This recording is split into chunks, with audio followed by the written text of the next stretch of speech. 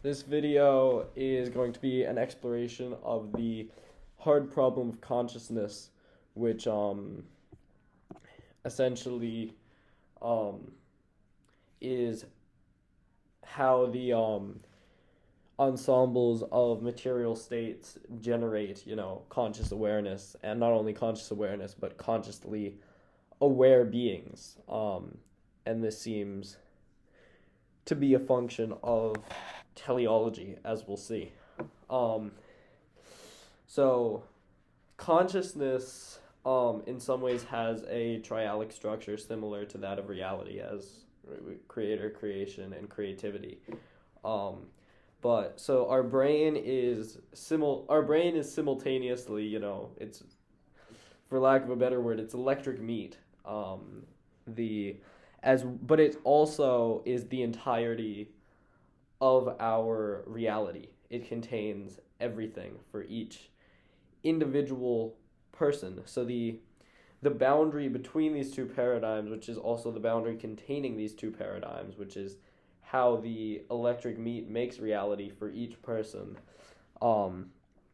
is cognition and perception, which is why we say that the CTMU is the induced model inherent to cognition and perception, and it's the middle model to explain these phenomena. So when you take the minimal structure, which is the physical states, the brain as a physical entity, and then all of conscious experience, which is the maximal structure, and then the coupling of that for thesis, antithesis, synthesis, the coupling of that forms the cognition and perception, or at least those run through it. So the so-called hard problem is how consciousness and self-awareness arise from the electric meat and reducibly from inorganic matter.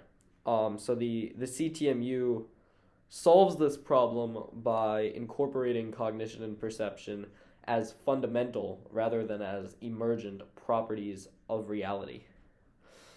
So I'll use Coronius Focus, who's actually a channel who did a video on the CTMU.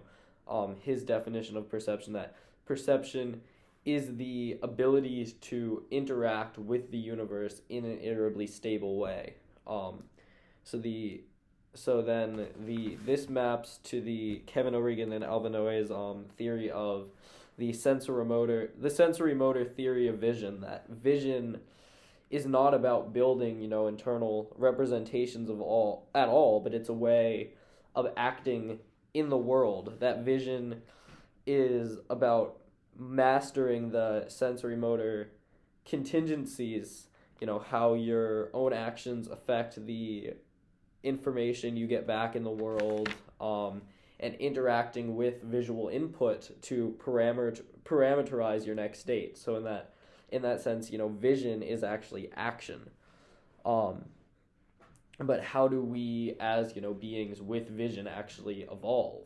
So this is a function of teleology, which means purpose, but specifically teleological evolution, which is purposeful evolution. So the vision is in some way, I'd say vision is the emergent property in biological organisms of the generic property of perception, which is inherent to the whole universe. This goes back to Berkeley's SAS Percepti, to be is to be perceived, or to be is to be perceived in the mind of God. So all scales of quanta from elements all the way up to to the global scale have perception, although they have varying self-modeling abilities. An atom has less free will than a plant, and then that less than a human, or that less than an animal, and that less than a human. So as you ascend up the scale, it's a greater self-modeling capacity, which ascends all the way up to God, who is omnipotent and has perfect self-modeling capacity, whereas an atom only really has the self-modeling capacity to continue to exist from one instant to the next. But the CTMU accounts for the genesis of conscious life as essentially God collapsing, quantum potentials into states which generate increasingly complex life forms. So eventually, the generic properties inherent to the universe of cognition and perception become generalized to sentience and vision in biological organisms. So this seems to have occurred over the course of a few billion years. So that's why we're but it's not random as the Darwinists would have you think. And it's not like well why'd God wait that long? Why couldn't he just? It's like temporality is internal, not external to God. God is not defined by temporality, as Timothy says. 1,000 years is but a day from the point of view of God.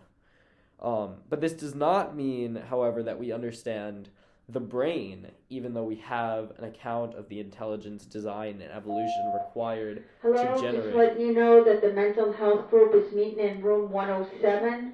The mental health group is meeting in room 107. Thank you. Sorry, that's just an announcement. I'm at school right now. But but this does not mean, however, that we understand the brain, even though we have a reliable count of it for the intelligence, design, and evolution required to generate its structure and processes. And in fact... Hey everyone, GSA is meeting in the music room. We have some movies we're going to watch clips from and have a great discussion. We also have snacks. I might have to edit that out. We'll see. But we have a reliable count for the intelligence, design, and evolution required to generate its structure and processes. And further to that end, we'll never have a fully mechanistic / deterministic theory of mind, because the most important aspects of mind are necessarily non-terminal. They're mental, if you will. Of course. So I think we'll go deeper into the hard problem in future videos, in particular on the when we get to Chris Langan's paper on the failures of Darwinism and scientific naturalism. But I think for the time being, we ought to really marvel at how our gift from God, our slab of electric meat within our skull, generates the entirety of reality. And of course, all praise is due to a mind even greater and more general and powerful than our own, which is the mind of God, in which we are mere thoughts. Thank you. Let the light shineth forth in the darkness. Amen. Peace.